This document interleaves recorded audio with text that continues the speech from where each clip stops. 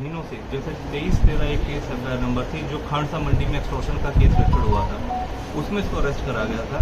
उसके बाद जब से ये बेल पर आई है, निरंतर इस तरीके की घटनाक्रमों में संलिप्त है।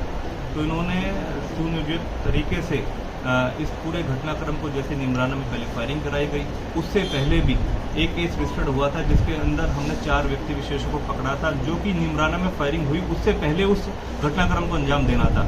तो उसमें भारी मात्रा में उनके पास वेपन्स, इलीगल वेपन्स पकड़े गए थे, क्योंकि वो इनकी जो प्रयास था वो गुड़गांव पुलिस द्वारा पहले प्रोएक्टिव अप्रोच दिखाते हुए पहले पकड़े गए, तो वो विफल हो गया।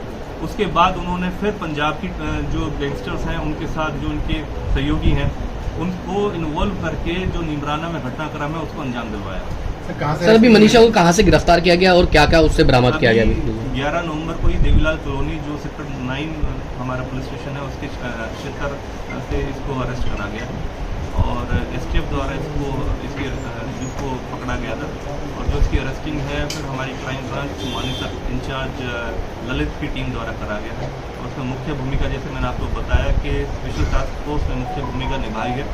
और आमतौर पर जो हमारी निरंतर हमारे संपर्क सूत्र हैं, जैसे कि राजस्थान में भी इस तरह की घटनाक्रम बढ़ रही हैं, तो राजस्थान पुलिस जो जयपुर रेंज की आईजी साहब की टीम है, उसमें सचिन शर्मा की मुख्य भूमिका हमारे साथ निरंतर जो डिटेल्स शेयर करते रहे हैं।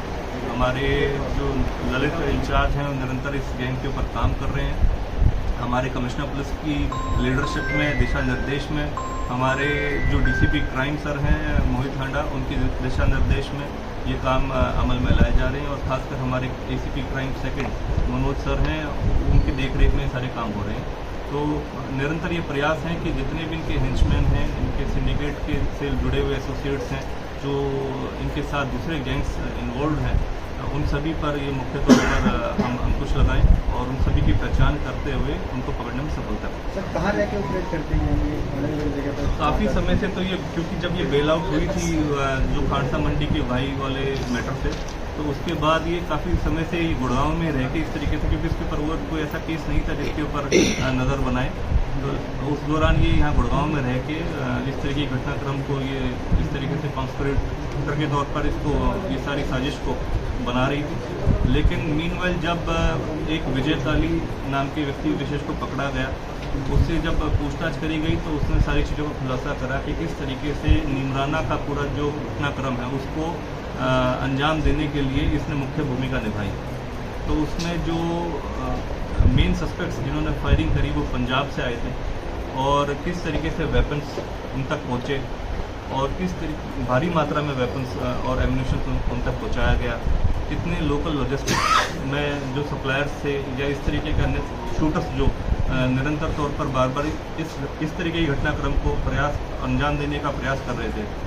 तो उन सभी को अगर एज ए होल देखा जाए तो पता चलता है कि मनीषा एक मुख्य धारा में जो कौशल गैंग को ऑपरेट करने की और रिवाइव करने की कोशिश कर रही है, और जिस संबंध में जो अब ये इसको अरेस्ट करा गया है और आगामी कार्रवाई अमल में लाई जाएगी। तो सर कौशल से ही, मतलब जब ये जेल में मिलने जाती थी तो कौशल से ही इसको डायरेक्शन मिलती थी? देखिए, क्योंकि अभी प्राथमिक तौर पर जल्दबाजी होगी सारी बातें कहना।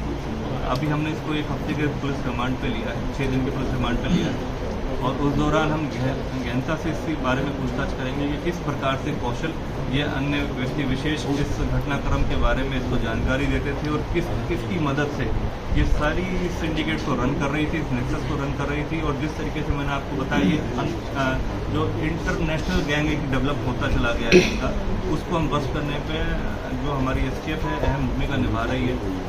और जल्द से जल्द जितने भी हेंचमैन हैं इनके, जितने भी एसोसिएट्स हैं, उनको पकड़ने में हम निरंतर अपना प्रयास कर रहे हैं।